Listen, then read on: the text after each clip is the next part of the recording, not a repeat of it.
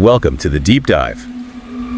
Today we're exploring those moments, when things just feel off, when the everyday suddenly becomes really unsettling. We've gathered some true stories, experiences people have shared that kind of pull back the curtain on how fragile our sense of safety can actually be. And it's not just about the chill factor, though some of these are definitely creepy. They give us these fascinating glimpses into, how unpredictable people can be, the hidden weak spots in the systems we use every day, and honestly, how our own perception of reality can get seriously challenged. Exactly. So get ready, because some of these might make you look at things a little differently. I want you to think about what these experiences really tell us about the world we're all moving through. Okay, let's get into it. First up, let's talk about something most of us probably use: online marketplaces. Super convenient, right? But sometimes that convenience leads down a path that's disturbing or even dangerous. Our first story starts really simply. Someone trying to sell this. Well, this inherited statuette apparently wasn't exactly a beauty, so they listed this ugly little statuette on Facebook Marketplace for just $3. It was their grandpa's. He was in the Navy part of back. Seems simple enough, but then boom, a second buyer pops up, and this guy is intense. He calls the carving an idol, not a statuette, and suddenly he's offering $2,000 cash. Wow, okay. That's quite a jump from $3. That alone is weird, right? But what really makes the story stick with you are the words this buyer used.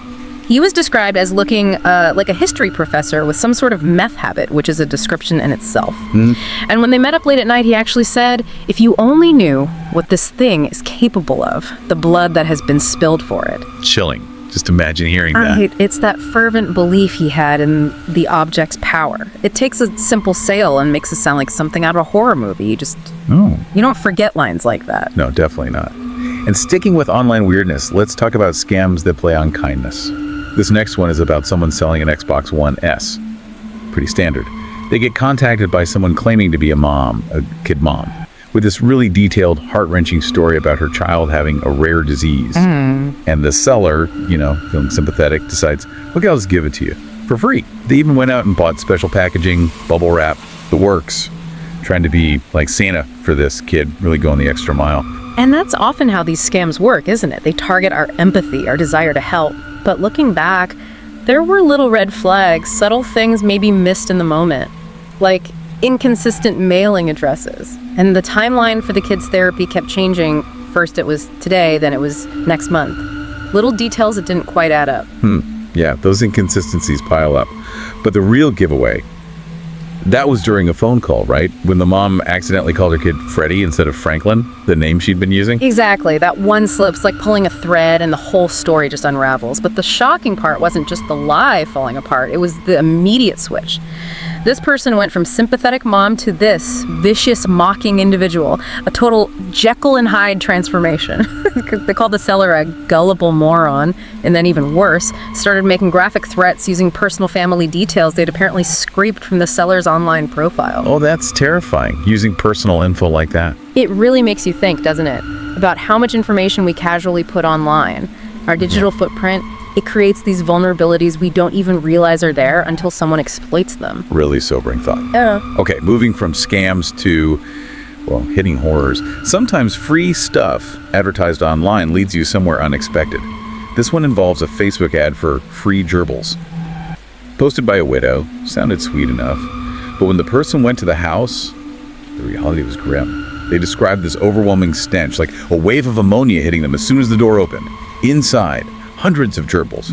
Neglected, sick, missing fur, some with growths, and just a tiny rodent skeleton on the floor. Oh, God. That's awful. And it's that contrast, isn't it? The online persona of this kind widow versus the private reality of chaos and neglect. It shows how something seemingly harmless can hide a really disturbing situation. Thankfully, the person who went there called Animal Rescue. They ended up removing almost 100 gerbils, and hopefully the woman got some help too. Yeah. Definitely the right call. Sometimes people are struggling in ways you just can't see from the outside. Yeah! And just one more quick online marketplace story. This one's less sinister, more gross. Someone bought a cheap coffee machine. Seemed like a bargain. Until they got it home. Opened it up and found, quote, the biggest nest of cockroaches imaginable. Ugh. Okay, yeah, that's memorable. It's the classic you get what you pay for, but like way, way worse. It's a reminder that sometimes things aren't what they seem, even everyday objects. and maybe some bargains aren't worth it. Definitely not that bargain. Okay, let's shift now. We've talked about the digital world, but what about face-to-face encounters? Times when you're just interacting with someone and things take a dark turn or reveal something deeply unsettling. This first one is actually quite sad. Someone was selling an old TV. An older man came to buy it, reminded them of their uncle, seemed really kind. He offered partial payment, said he could do some plumbing work too. The seller felt a connection, decided, you know what, just take it, delivered it for free. A few weeks later, they tried calling him just to check in. No answer. So they went over to his house, maybe just concerned, right? Not expecting anything terrible. But when they got there, they saw it. About 50 houseflies all clustered on the windows from the inside. And that image, it led to this immediate, sickening realization. Someone had died. Just like that, Yeah. from a simple observation. Yeah, it's just a powerful reminder of how fragile life is and how tragedy can intersect with our lives in these really unexpected ways, even through a small act of kindness to a stranger. Heavy stuff. Yeah. And sometimes those encounters aren't sad, they're just terrifying. Next up, we have a scuba diver story. A skilled diver. During a lesson, suddenly a stranger underwater gives the signal for out of air. Standard procedure, you share your backup regulator. But the stranger's behavior was odd. He didn't want to go to the instructor, he just wanted to go straight up immediately. A bit weird, maybe panic, maybe just nerves. You might try to explain it away. You might. But then comes the second encounter. A deeper dive. New Year's Eve. And it's the same guy, who, by the way, they later found out was not the person they initially thought he was, an imposter. And this time, there's no ambiguity. He physically forces an ascent, stops the diver from checking their own air supply, ignores crucial decompression stops. Every action points to deliberate harm, like attempted murder underwater. That's insane, the calculation involved. Exactly. Who was this person? What was their motive? Operating with that level of malice in such a dangerous environment, it's deeply disturbing. Truly chilling. Okay, from underwater danger to roadside unease. This story involves picking up a hitchhiker. A woman, described as thin, almost sickly looking, holding what looked like a baby wrapped in blankets. This was in rural Virginia, middle of summer, sweltering heat. The driver, with her daughter in the car, starts feeling more and more uneasy. The woman is silent, her demeanor just unsettling. That gut feeling again. You know that feeling when everything just screams wrong? And then they realize the aha moment, but a horrifying one. The baby wasn't a baby at all. It was a drywall hammer. Wrapped in one blanket, then wrapped in another. A hammer? Yeah. It just drives home how vital it is to trust your instincts. Appearances can be so incredibly deceptive, and the situation can turn dangerous in a heartbeat. A very sharp reminder. Now let's talk about uncanny connections. This next one is quite something. It starts with a family guitar, really cherished, sold because of money problems, sadly, before the owner's father passed away. So lots of emotional attachment. Then later, the person has this strange encounter with a psychic. The psychic tells them cryptically, what you're looking for is in your pocket. Yeah, weird, right? But the very next day, they're scrolling Facebook Marketplace. And there it is, the exact guitar. That's just uncanny, the kind of coincidence that makes the hair on your arms stand up. But it doesn't stop there. The psychic apparently also gave a second prediction, that a friend of theirs would hurt a lot of people. Yeah. And tragically, that part also came true. The friend spiraled into opiate addiction, wrecked relationships, and eventually there was a warrant out for their arrest after a fatal incident. So you have this story that weaves together a lost guitar, a psychic's words, and a friend's tragic downfall. It's just a really strange and compelling tapestry of events. Fate, intuition, coincidence. Who knows? Wow. Okay, so we've gone from personal encounters, some deeply strange, some dangerous. Let's broaden out now. Let's look at how bigger events, societal disruptions, can expose vulnerabilities and sometimes a darker side of humanity. Think about London during World War II, the Blitz, constant threat of bombing raids. To counter this, they implemented citywide blackouts, total darkness at night, a safety measure. A necessary one, absolutely. But it had these unintended and frankly chilling consequences. The darkness led to a huge spike in crime theft, assaults, and it created the perfect cover for a serial killer, Gordon Cummins, known as the Blackout Ripper. He used that enforced darkness to hunt. So the very thing meant to protect people actually created this ideal environment for a predator. It exposed a vulnerability nobody really planned for. That's a grim irony. And sometimes that feeling of being hunted or watched can feel very personal, even without a citywide blackout. This next story comes from the UK. Someone working from home starts noticing things. First, just a man standing across the street, staring at their flat. Unnerving. Then it escalates. Constant rhythmic buzzing at their intercom. Over and over. And a voice saying, "You invited me, remember?" Okay, that's incredibly creepy. Straight into stalker territory. Totally. And the fear ramps up.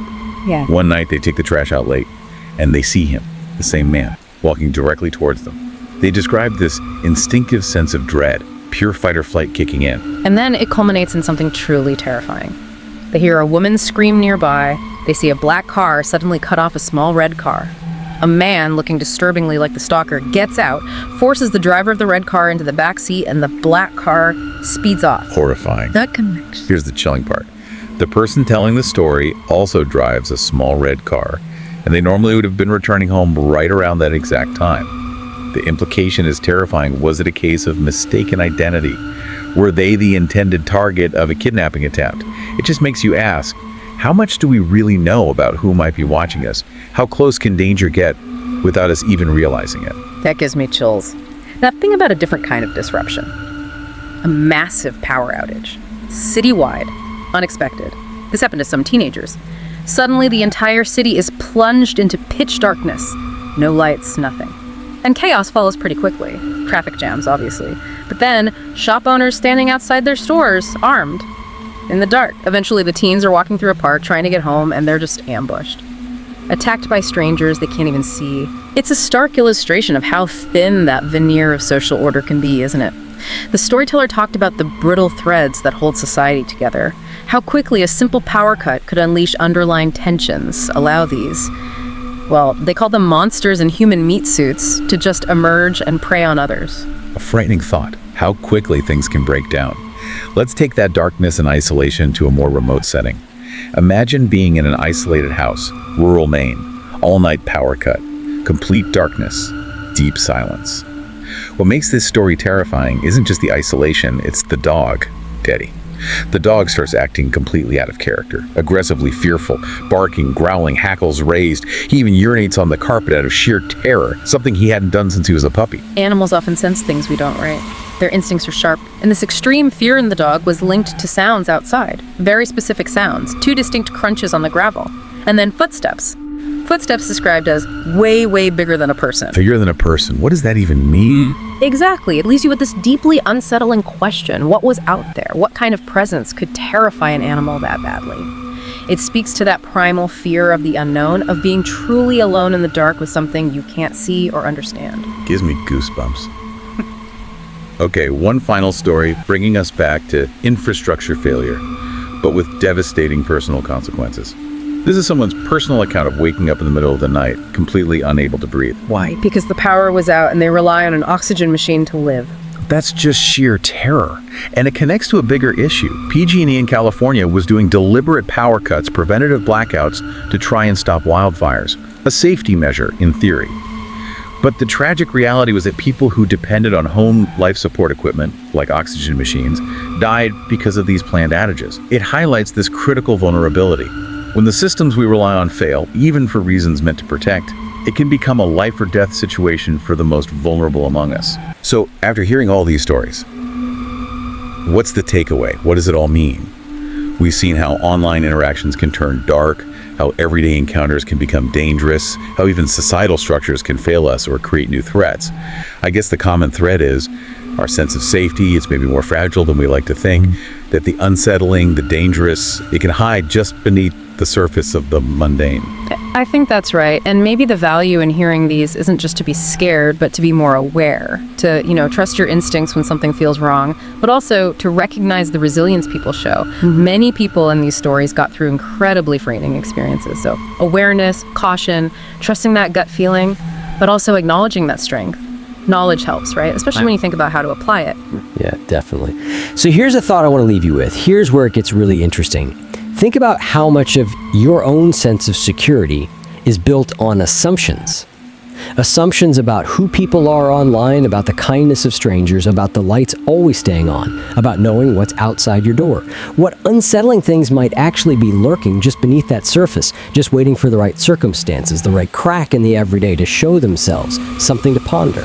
Thank you for joining us on this deep dive.